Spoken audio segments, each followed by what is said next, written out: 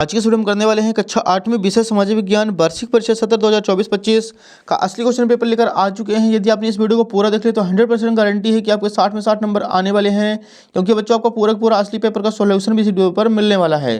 चलिए बिना time waste के हम आपको दिखाने वाले, आप देख सकते हैं सबसे पहले यहाँ पे बहुविकल्पी प्रश्न क्रमांक 1 से 5 तक दिए गए हैं। निर्देश दिया गया है, सही विकल्प चुनकर लिखिए। प्रत्येक प्रश्न के लिए 1 अंक निर्धारित है। सो यहाँ पे प्रश्न 1 है हमारे सामने, झूम खेती में बीज बोने के तरीके को क्या कहा जाता है? तो इसका आंसर हो जाएगा छितराना या बिखेरना। प्रश्न 2 है, उद्यान कृषि का अर्थ है? तो इसका आंसर हो जाएगा ऑप्शन नंबर सी, फलों और सब्जियों को उगाना। प्रश्न 3 है, चावल का प्रमुख उत्पादक देश कौन सा है? तो इसका आंसर हो जाएगा चीन। प्रश्न 4 है, हमारे देश की किन नदियों के उपजाऊ मैदान घने बसे हुए हैं? तो इसका आंसर करना बच्चों ऑप्शन नंबर बी, गंगा और ब्रह्मपुत्र। प्रश्न 5 है, लोग सदैव पर्वतों और पठारों की तुलना में मैदानी भागों में रहना पसंद करते हैं क्योंकि? तो इसका आंसर हो जाएगा ऑप्शन नंबर ए, यह खेती और विनिर्माण के लिए उपयुक्त है। तो बच्चों यहाँ पे प्रश्न क्रमांक 1 से 5 तक कंप्लीट हो चुके हैं, इसका आप लोग स्क्रीनशॉट ले लीजिए। नेक्स्ट देखिए, यहाँ पर रिक्त स्थानों की पूर्ति कीजिए। 6 से 10 तक दिए गए हैं। निर्देश दिया गया है, सबसे पहले नीचे दिए गए रिक्त स्थानों की पूर्ति कीजिए। प्रत्येक प्रश्न के लिए 1 अंक निर्धारित है। प्रश्न 6वां है, सन 1791 में बनारस में हिंदू कॉलेज की स्थापना की गई। तो 6वें का आंसर हो जाएगा हिंदू। प्रश्न 7 है, राष्ट्रीय उद्यान एक वन्य जीव एवं पर्यावरण संरक्षण क्षेत्र है। प्रश्न 8 है, रोपण कृषि व्यवसाय का एक प्रकार है। तो 8वें का आंसर हो जाएगा व्यवसाय। प्रश्न 9 है, संयुक्त राज्य अमेरिका में किसान एक व्यवसायी की तरह कार्य करता है। तो 9वें का आंसर हो जाएगा व्यवसायी। प्रश्न 10 है, धातुओं को उसके अयस्कों द्वारा गलनांक बिंदु से अधिक तपाकर निष्कर्षित किया जाता है, इस प्रक्रिया को प्रगलन कहते हैं। तो बच्चों यहाँ पे 6 से 10 तक भी क्वेश्चन कंप्लीट हो चुके हैं, इसका भी आपको फटाफट स्क्रीनशॉट ले लेना है और अच्छी तरीके से इनके आंसर सभी के याद कर लेना है। अगला प्रश्न देखिए बच्चों, यहाँ पे अतिलघु उत्तरीय प्रश्न दिए गए हैं 11 से 16 तक। निर्देश दिए गए हैं, नीचे दिए गए प्रश्न का उत्तर एक शब्द वाक्य में लिखिए। प्रत्येक प्रश्न के लिए 2 अंक निर्धारित है। प्रश्न 11 है, महुआ क्या है बताएं? इसका आंसर आप लोग यहाँ पे देख सकते हैं। महुआ भारत का एक बहुत ही खास और बहुमुखी वृक्ष है। इसे अक्सर दैवीय वृक्ष भी कहा जाता है। इसकी खासियत है कि इसके सुंदर और सुगंधित फूल, जिनका इस्तेमाल कई तरह से किया जाता है। प्रश्न 12 है, शांति निकेतन संस्था की स्थापना किसने व कब शुरू की थी? तो इसका आंसर हो जाएगा शांति निकेतन संस्था की स्थापना रविन्द्रनाथ टैगोर ने सन 1901 में की थी। अगले देखिए प्रश्न 13 है, संसाधन की परिभाषा लिखिए। तो बच्चों इसका आंसर आप लोग यहाँ पे देख सकते हैं। संसाधन वह सब कुछ है जो हमारी आवश्यकताओं को पूरा करने या किसी उद्देश्य को प्राप्त करने के लिए हमारी मदद करता है। ये प्राकृतिक, मानव निर्मित या सामाजिक संसाधन हो सकते हैं। अगला प्रश्न देखिए बच्चों 14 नंबर है, मानव निर्मित 5 संसाधनों के नाम लिखिए। तो इसका आंसर आप यहाँ पे देख सकते हैं। मानव निर्मित 5 संसाधन निम्न है। पहला हो जाएगा मशीनें, इमारतें, सड़कें, उपकरण और ऊर्जा। अगले देखिए बच्चों प्रश्न 15 है, भारत में कानून बनाना, बजट पारित करना किसका कार्य है?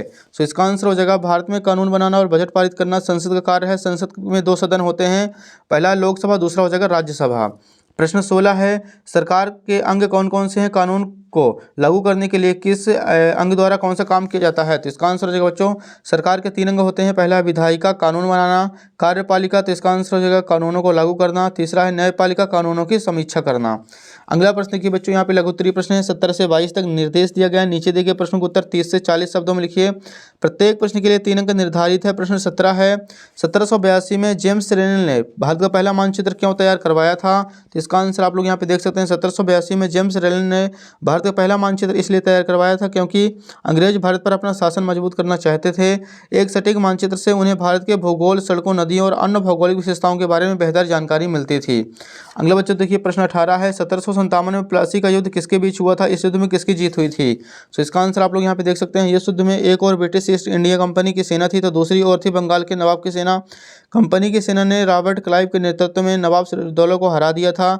इस मौके पर व्हाइट मेमोरियल ऑफ प्लासी के ठीक सामने नवाब सिराजुद्दौला की एक कांस्य प्रतिमा बनाई गई थी। तो जगह 18 का आंसर। अगला प्रश्न देखिए बच्चों 19 है, ईस्ट इंडिया कंपनी ने भारत में अपनी आमदनी बढ़ाने के लिए क्या क्या तरीके अपनाए थे? इसका आंसर आप लोग देख सकते हैं। यहाँ पे पहला पॉइंट लिखना है, कंपनी ने भारत में व्यापार का एकाधिकार जमाया था। दूसरा पॉइंट लिखना है, कंपनी ने भारत के कई हिस्सों में भू राजस्व को एकत्रित किया था।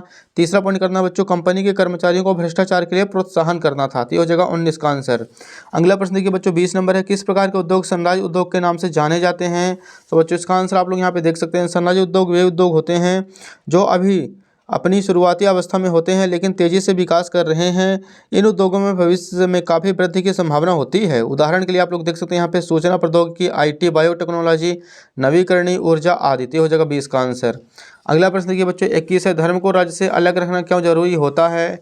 जिसका आंसर यहाँ पे हमें करना है, धर्म को राज्य से अलग रखना इसलिए जरूरी होता है ताकि सभी नागरिकों को समान अधिकार मिल सके और किसी एक धर्म को प्राथमिकता ना दी जाए। अगला प्रश्न देखिए बच्चों 22 नंबर है, मतदान प्रक्रिया में अमिट सही से मतदाता की अंगुली पर निशान क्यों लगाया जाता है? तो इसका आंसर आप लोग यहाँ पे देख सकते हैं। मतदान प्रक्रिया में अमिट सही से मतदाता की अंगुली पर निशान इसलिए लगाया जाता है ताकि यह सुनिश्चित किया जा सके कि कोई भी व्यक्ति एक से अधिक बार मतदान ना कर सके। नेक्स्ट देखिए दीर्घ उत्तरीय प्रश्न दिए गए हैं 23 से 26 तक निर्देश दिए गए नीचे दिए गए प्रश्न का उत्तर 70 से 80 शब्दों में लिखिए। प्रत्येक प्रश्न के लिए 5 अंक निर्धारित हैं। प्रश्न 23 है 1857 के विद्रोह के फलस्वरूप अंग्रेजों ने नीतियों में क्या क्या बदलाव किए थे। प्रश्न 24 है विश्व में कौन कौन से प्रदेश जल की कमी की समस्या का सामना कर रहे हैं। प्रश्न 25 हो जाएगा हमें कितने मौलिक अधिकार प्राप्त हैं, किसी एक का वर्णन कीजिए। प्रश्न 26 है फौजदारी एवं दीवानी कानून में उदाहरण सहित अंतर स्पष्ट कीजिए।